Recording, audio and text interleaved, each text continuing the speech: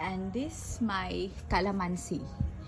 Few years it never been giving me a fruit, but this year is a good sign. You can see that one. So many fruits, every tip they have fruits. So I guess I have positive, and this time is gonna be a lot. Do you like what Vic's given? And I almost given up this tree because it's been few years, maybe 3 years, when we put back on the ground. They never give us any calamansi, but this year it's gone crazy. So here you go, don't give up, just keep going.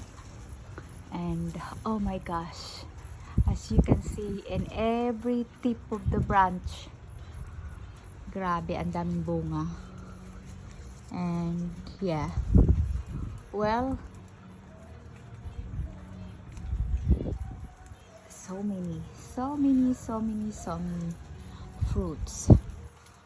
And yeah, this stand is good because it's been a while. This tree is a bit doing nothing, but now as you can see, there's a lot in every tip of the branch.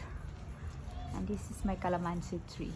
It's supposed to be dwarf, but I don't know what's going on with this tree. Anyway, so this is my tree and it's doing well.